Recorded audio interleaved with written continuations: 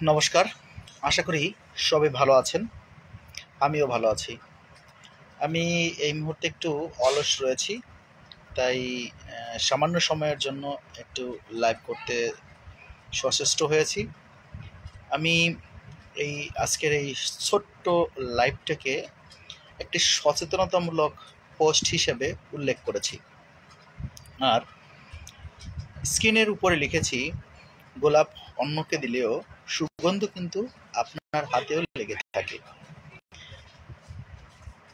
আজকের এই লাইভটা করার একটা বিশেষ উদ্দেশ্য হচ্ছে, কিছুক্ষণ আগে আমার ইউনিভার্সিটি লেভেলের একজন শ্রেষ্ঠ শিক্ষক, আমার কাছে আমার প্রিয় শিক্ষক সঞ্চিতা নাসরিন ম্যাডাম, ওনার একটা পোস্ট দেখলাম যে ওখানে লেখা রয়েছে একটা সচেতনতামূলক একটা সংকেত।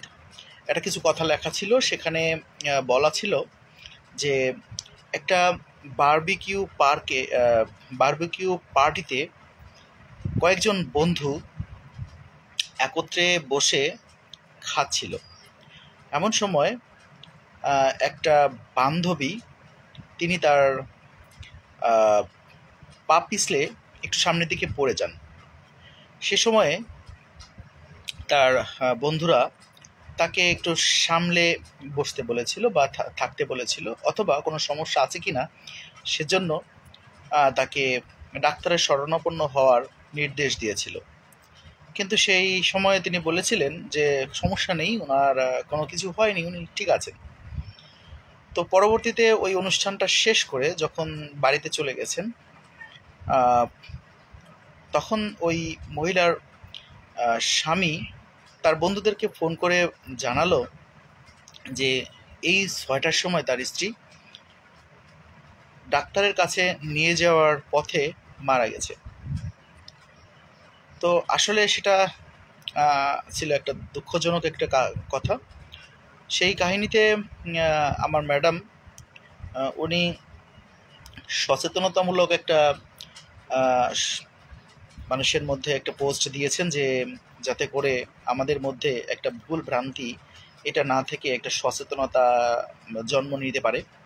কারণ আমরা প্রতিনিয়তই বড় হচ্ছি, বৃদ্ধ হচ্ছি, এটা সত্য মেনে নিতে হবে। আর সেজন্য ওই পোস্টে উনি উল্লেখ করেছেন যে যদি ওই মহিলা যদি সঠিকভাবে চিকিৎসা করাটা যেত, তাহলে উনি মরতেন না। অর্থাৎ ওই মুহূর্তে ওনার স্ট্রোক হয়েছিল। সেই স্ট্রোকের কিছু লক্ষণ থাকে, সেই লক্ষণ যদি, জামাই অনেক ধন্যবাদ যুক্ত হওয়ার জন্য। বাড়ির সবাই ভালো আছে জামাই? যদি ওই সময়ে ভালোভাবে বোঝা যেত যে এই লোকের আসলে স্ট্রোক হয়েছে, তাহলে উনি মরতেন না। ডাক্তারের তথ্য মতে, যে তথ্য আছে সেই তথ্য মতে, যদি কেউ স্ট্রোক করে অথবা হার্ট অ্যাটাক করে, তাকে যদি 3 ঘন্টার মধ্যে তাকে ডাক্তারের কাছে নিয়ে যাওয়া হয়, তাহলে তার স্ট্রোক অথবা হার্ট অ্যাটাক এখান থেকে তাকে মানে পুনরুদ্ধার করা যেতে পারে। কিন্তু ওই রোগীটাকে কেউ আর কি বুঝতে পারে নাই যে ওনার স্ট্রোক হয়েছিল। উনি ভেবেছিলেন যে ওনার নতুন জুতো পরেছেন, হয়তো পা পিছলে পড়ে গিয়ে ওনার এই সমস্যাটা হয়েছে। সেটা আসলে না বুঝতে পারার কারণেই ওনার ধরনের সমস্যা হয়েছিল। যাই হোক, এখন আমাদের যদি কোনো ব্যক্তি সামনে এরকম সমস্যায় পড়ে যে তিনি হঠাৎ পড়ে গিয়েছেন, কোনো কারণ ছাড়া তিনি কেমন জানি একটু পা পিছলে পড়ে গিয়েছেন, এরকম কিছু যদি হয়, তাহলে 3টা লক্ষণ থাকে। সেটা হচ্ছে 1 নাম্বার ST, আর হচ্ছে কি বাবা, হ্যাঁ, আর আমি একটু কথা বলতেছি। এই 3টা লক্ষণ থাকে। 3টা লক্ষণের মধ্যে হচ্ছে হলো আর, যেটা STR, এসে হচ্ছে হলো আপনার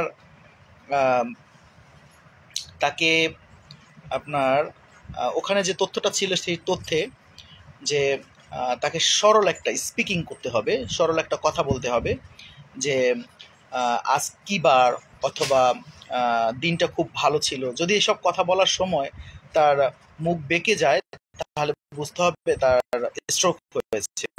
অথবা তাকে হাত জাগাতে করতে হবে। যদি হাত সে জাগাতে গেলে ঠিক মতো জাগাতে না পারে, তাহলেও এই স্ট্রোকের একটা লক্ষণ থাকে। এরপরে আর একটা রয়েছে, সেটা হচ্ছে তার জিহ্বাটা বের করতে বলা হবে। যদি সে জিহ্বাটা ভালোভাবে বের না করতে পারে, বেঁকে যায় যদি, তাহলেও ঠিক একই অবস্থা, অর্থাৎ তার স্ট্রোক হয়েছিল। এই লক্ষণগুলো, এই যে তিনটা লক্ষণ, এই তিনটা লক্ষণের কোনো একটা যদি দেখা যায়, তাহলে তাকে অবশ্যই ডাক্তারের কাছে নিতে হবে। আর ডাক্তারের কাছে 3 ঘন্টার মধ্যে যদি নেওয়া যায়, তাহলে তাকে বাঁচানো যায় বলে বিজ্ঞানের, মানে চিকিৎসা বিজ্ঞানের মতে বলা হয়ে থাকে। তো এই যে একটা কথা লিখেছি, গোলাপ অন্যকে দিলেও সুগন্ধ কিন্তু আপনার হাতেও লেগে থাকে। বাস্তবিক সত্য। এই যে সচেতনতা, এটা যদি আপনার মধ্যে আমার মধ্যে থাকে, তাহলে